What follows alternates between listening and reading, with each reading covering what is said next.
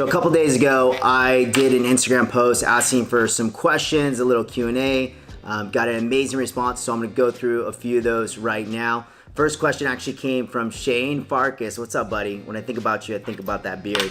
It's a beard to live up to. It's a great beard. It's a strong beard. Shane asks, are there good Airbnb investment properties to be found in Palm Springs right now? Yes, I think that there are good opportunities in the market right now. One of the reasons, prices are on the higher side, but there's a lot of growth that's coming into the Coachella Valley. So I think that there's still a great opportunity. Typically what we see a lot of clients doing is they buy something, they utilize it as a rental, and then also for themselves personally, they cover that cost. There's a recent change with permits. In the past, there was challenges, when a client wanted to sell a vacation rental because they'd have obligations for rental periods that they needed to honor, and that new owner would have to honor those, but they couldn't necessarily get a permit. Now you can get a temporary permit while you wait for your permanent permit to come through, and that transition period has just become a lot easier. So Alex in Westport, Connecticut asked, how long have you lived in Palm Springs and what led you there? I moved out to the desert with my family when I was a young tyke in the 3rd grade, so I was forced to come here. I grew up in the valley and decided, like most of the people that grew up here, that they were gonna leave. So I did that for about 5 years and I came back. It was one of those things where you have to go somewhere else, I guess, to appreciate what you have here. And when you've lived other places with traffic and smog, et cetera, and you come back to the beautiful Coachella Valley, you definitely appreciate it. So there you go. So Amanda, fellow agency agent, asked, what got me started in real estate? I was living in Orange County. I had moved from the desert right after high school, and I was doing construction, and I wasn't good at it. I actually sucked at it. It was super hard, and it wasn't for me. So I thought I was gonna go be a salesman, and car sales sounded like a great idea. And I learned a lot from it, but that also wasn't for me. My grandmother said, why don't you go to school? Who was a real estate agent, and that's what she did for her whole entire life. And she said, I'll pay for you to go get your license. And at that time, you actually had to go to night classes to do it. It wasn't like online like it is now. This was 14 years ago. So I got into real estate that channel. And when I started, I felt like there's just a tremendous opportunity in this field, in this industry, and I've stayed in it all through. That's kind of what led me down that path. What is up, Rachel Wybell, who asked a very complicated question. Actually, I can answer this in one word. What is your middle name? Murray. Richard Murray Nolan. There you go. Janice asked, what profession would I pick if I were not in real estate? Man, I don't know. I mean, truthfully, if I could just pick anything, I'd love to put on a hoodie and some flip-flops and make like Mark Zuckerberg money and just show up and just act like I'm super inverted and make like $1 billion a year. If I had my choice and I could pick any career to be in, it would probably be that. Gordon asked, how hard, honestly, is it to get your real estate license?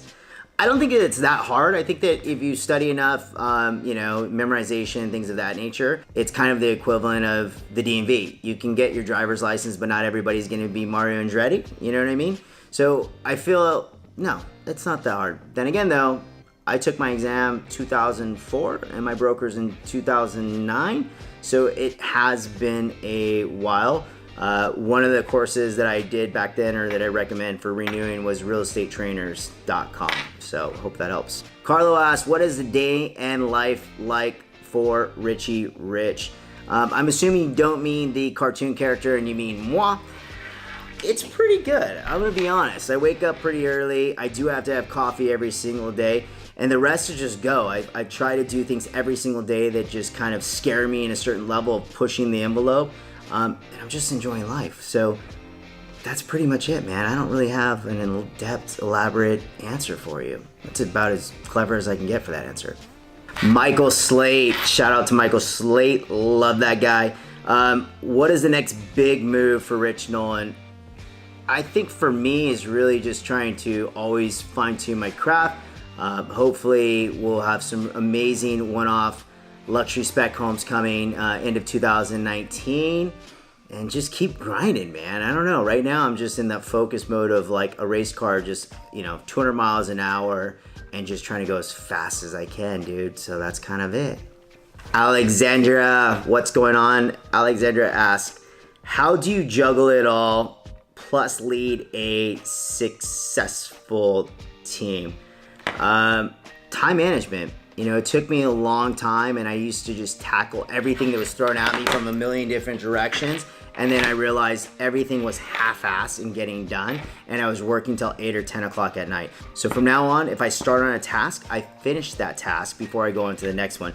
The other thing that's crucial is my assistant, Jennifer, just runs the back end of my business. So I'm able to be out negotiating, prospecting, whatever it is that I need to do. And she's meeting with photographers, arranging that, signs, everything else possibly, contracts, back end. So I have a really, really strong support system with her. I basically manage his life. I'm able to be out in front of people and do what I do best, which is sell real estate, and they focus on the rest. Next question is from Alex, fellow agency agent. Alex asks, what is the number one thing you would tell new agents to do every day? Dude, easy. Prospect. If you're not on this, or on an email, or on a text message, and you're not contacting buyers, sellers, people, someone with a heartbeat that's breathing, then you don't exist in real estate. You are slowly dying. So the number one thing I would tell new agents to do every single day, and as much as you possibly can, is prospect. Travis asks, where do I see pricing trends in 2019?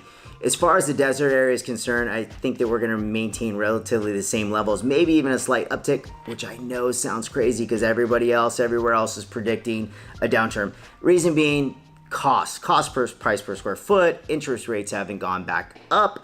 I think that it's an affordable option when people are looking at the desert as far as maybe a second home or an investment property that they'll rent out occasionally.